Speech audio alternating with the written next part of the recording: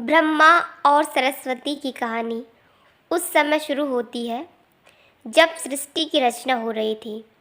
हिंदू ग्रंथ के मुताबिक सृष्टि की रचना ब्रह्मा जी के द्वारा ही की गई है और इस ब्रह्मांड के पालनकर्ता के रूप में हम भगवान विष्णु को जानते हैं। साथ ही भगवान शंकर को सृष्टि के संहारक के रूप में जानते हैं। मगर कमाल की बात है कि आपने पृथ्वी पर विष्णु और महेश की बहुत सारे मंदिर देखे होंगे, मगर आपने कभी भगवान ब्रह्मा का मंदिर नहीं देखा होगा। पूरी पृथ्वी में भगवान ब्रह्मा की मूर्ति केवल भारत के पुष्कर में है। सरस्वती पुराण में भगवान ब्रह्मा और माता पार्वती के विवाह की बात लिखी हुई है। इस प्रसंग के मुताबिक जब भगवान ब्रह्मा सृष्टि का निर्माण कर रहे थे तो सृष्टि के निर्माण को आगे जारी रखने के लिए ज्ञान की आवश्यकता थी। इस वजह से अपने मन से उन्होंने माता सरस्वती का निर्माण किया। सरस्वती की कोई माँ नहीं थी, उनका जन्म भगवान ब्रह्मा के मन से हुआ है। सरस्वती को ज्ञान की देवी के रूप में जाना जाता है। भगवान ब्रह्मा ने सरस्वती के साथ साथ सृष्टि का निर्माण किया और सृष्टि के अलग अलग जीव जंतु, पहाड़, जंगल, नदी आदि का निर्माण किया। इस निर्माण प्रक्रिया के दौरान भगवान ब्रह्मा देवी सरस्वती के रूप से आकर्षित हो गए। माता सरस्वती ज्ञान की देवी होने के साथ साथ रूप में बहुत आकर्षक थी, मगर सरस्वती का जन्म ब्रह्मा से हुआ। इस वजह से जब भगवान ब्रह्मा सरस्वती की तरफ मोहित हो गए तब देवलोक में उनकी बहुत निंदा हुई। हालांकि इन सब के बावजूद ब्रह्मा ने सरस्वती से विवाह किया और लगभग 100 साल तक पृथ्वी पर जंगल में निवास किया। पृथ्वी पर सरस्वती के साथ ब्रह्मा जब निवास कर रहे थे तब उन दोनों के जरिए मनु नाम के पुत्र का जन्म हुआ। आगे चलकर मनु की संतानें ही मनुष्य जाति के पनपने का कारण बनी। भगवान ब्रह्मा के इस व्यवहार के कारण देवलोक में यह निश्चय किया गया कि भगवान ब्रह्मा की पूजा नहीं की जाएगी। सरस्वती ने ब्रह्मा को श्राप क्यों दे दिया?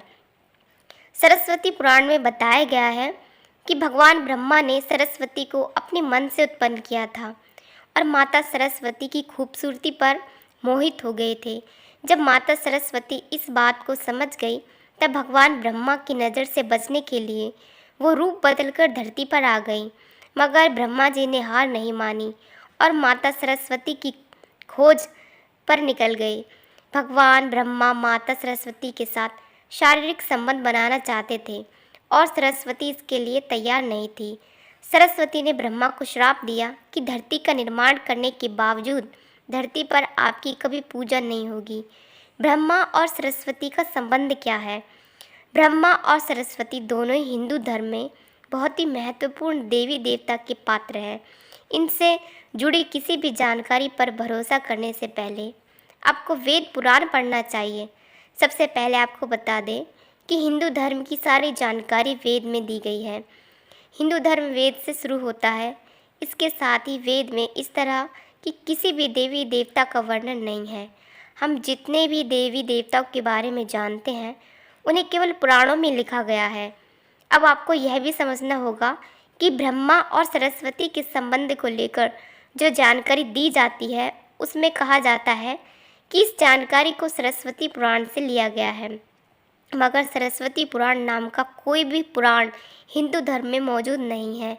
हिंदू धर्म में 4 वेद और 18 पुराण की बात की गई है। इन 18 पुराणों में सरस्वती पुराण नाम का कोई पुराण मौजूद नहीं है।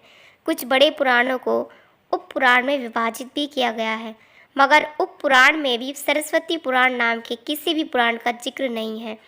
कुछ जगहों पर मत्स्य पुराण की बात की जाती है, मगर इस पुराण में भी आपको सरस्वती और ब्रह्मा के विवाह जैसी कोई जानकारी नहीं मिलेगी। ऐसे में सवाल उठता है कि ब्रह्मा और सरस्वती के बीच कौन सा संबंध है? इसके लिए आपको समझना होगा कि ब्रह्मा ने सृष्टि का निर्माण किया, अर्थात जब भगवान ब्रह्मा इस सृष्टि का निर्माण करने बैठे तब विष्णु और महेश के अलावा कुछ भी इस दुनिया में मौजूद नहीं था। ऐसे में अगर उन्हें सृष्टि को आगे चलाने के लिए किसी भी पुरुष और स्त्री की आवश्यकता होगी तो उन्हें अपने मन से उसकी रचना करनी होगी। इसी वजह से भगवान ब्रह्मा ने माता सरस्वती, नारद, मनु, जामवंत, सनक, सनंदन, सनातन, सनत कुमार, भृगु एवं अत्रि का जन्म अपने मन से किया और पृथ्वी को आगे संचालित करने के लिए धरती पर भेजा। इस पृथ्वी पर ज्ञान के संतुलन को बनाए रखने के लिए उन्होंने माता सरस्वती को अपने साथ रखा और साथ रहने वाली स्त्री को पत्नी का दर्जा दे दिया गया। सरस्वती ब्रह्मा की पत्नी है या बेटी। अगर ब्रह्मांड में मौजूद हर चीज़ की रचना भगवान ब्रह्मा ने की है तो बेटी हो या पत्नी, दोनों की ही रचना भगवान ब्रह्मा के ही द्वारा संभव थी। भगवान ब्रह्मा को अगर किसी के साथ विवाह करना था तो इसके लिए भी उन्हें किसी का निर्माण अपने मन से करना पड़ता और उनके मन से उत्पन्न होने के कारण उनका रिश्ता बेटी की तरह भी लगाया जाता है। हालांकि सृष्टि का निर्माण होने के बाद अलग अलग घटनाओं के कारण ब्रह्मा का विवाह 5 बार हुआ था। इस वजह से उनकी कुल 5 पत्नियां थीं, जिनमें सरस्वती, सावित्री, गायत्री, श्रद्धा, मेधा थी। ब्रह्मा जी की पूजा क्यों नहीं होती है? इस पृथ्वी पर आपने अक्सर भगवान विष्णु या भगवान शंकर के मंदिर को देखा होगा। आपने कभी भी भगवान ब्रह्मा के मंदिर को नहीं देखा होगा। आपको बता दें कि राजस्थान के पुष्कर में भगवान ब्रह्मा का एक मंदिर है। वह मंदिर 3 झीलों से घिरा हुआ है। प्रचलित कथा के मुताबिक सृष्टि का निर्माण करने के बाद वृजनाश नाम के एक राक्षस ने धरती पर खूब उत्पात मचाया था। जब इस राक्षस ने भगवान ब्रह्मा के साथ दुर्व्यवहार शुरू कर दिया तब ब्रह्मा जी ने वृजनाश का वध कर दिया और इस दौरान उनके कमल के 3 टुकड़े धरती पर आकर गिरे, जिससे बड़े बड़े झील बन गए। आज यह स्थान भारत के पुष्कर नाम के इलाके में है और उन 3 झीलों को व्याष्टा, मध्य और कनिष्ठ पुष्कर के नाम से जाना जाता है। इन झीलों के निर्माण के कारण वहाँ पर एक यज्ञ करवाने का निश्चय किया गया। इस यज्ञ में साक्षात भगवान ब्रह्मा बैठने आए थे, मगर एक यज्ञ या पूजा पाठ में पति पत्नी को साथ बैठना होता है। उस समय भगवान ब्रह्मा की पत्नी सावित्री थी, मगर उन्हें आने में काफ़ी विलंब हो रहा था। बहुत देर इंतज़ार करने के बाद पूजा का मुहूर्त खत्म होने से बचाने के लिए भगवान विष्णु ने एक सुझाव रखा कि ब्रह्मा जी की शादी इसी पूजा के दौरान कर दी जाए। इस विचार पर सहमति दिखाते हुए नारद मुनि ने गायत्री नाम की एक स्थानीय लड़की को भगवान ब्रह्मा के साथ विवाह करने के लिए मना लिया। जब इन दोनों का विवाह हुआ और यज्ञ में भगवान ब्रह्मा और गायत्री के साथ बैठकर पूजा को संपन्न किया, तभी वहाँ माता सावित्री आ गई और वह पूरी गतिविधि पर खूब क्रोधित हुई। उन्होंने इस क्रोध में आकर भगवान ब्रह्मा को श्राप दिया कि धरती पर उनकी पूजा कभी नहीं की जाएगी। इसके बाद उन्होंने नारद को शादी के लिए लड़की खोजकर लाने के कारण श्राप दिया कि नारद आजीवन कुंवारे रहेंगे। जब माता सावित्री को पता चला कि यह विचार भगवान विष्णु ने प्रकट किया था तो उनके श्राप से वह भी बच नहीं पाए। माता सावित्री ने भगवान विष्णु को श्राप दिया कि वह अपनी पत्नी के वियोग में तड़पेंगे। इसी श्राप के कारण राम अवतार में भगवान विष्णु को माता सीता से बिछड़ने का दुख भोगना पड़ा था। इसके बाद जब माता सावित्री का क्रोध कुछ कम हुआ तब उन्होंने भगवान ब्रह्मा पर दया दिखाते हुए कहा कि उनकी पूजा धरती पर केवल एक जगह इस पुष्कर में ही हो सकती है।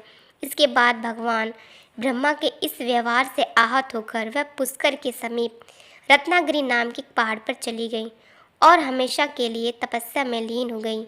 आज भी रत्नागिरी पहाड़ पर माता सावित्री का मंदिर है और उसके ठीक नीचे 3 झील के बीच बसा पुष्कर का ब्रह्मा मंदिर मौजूद है। इतिहासकारों के मुताबिक आचार्य शंकराचार्य के द्वारा सन 1711 में यहाँ भगवान ब्रह्मा की मूर्ति की स्थापना की गई थी। उससे पहले यहाँ बिना मूर्ति की पूजा होती थी। अगर आपको ये कथा अच्छी लगी हो तो आगे भी शेयर करें। इसी प्रकार की अनिरुद्ध आचार्य जी की कथा आप लोगों के साथ लाते रहेंगे। मिलते हैं आपसे एक अच्छी सी कथा के साथ। राधे राधे। जय श्री कृष्ण।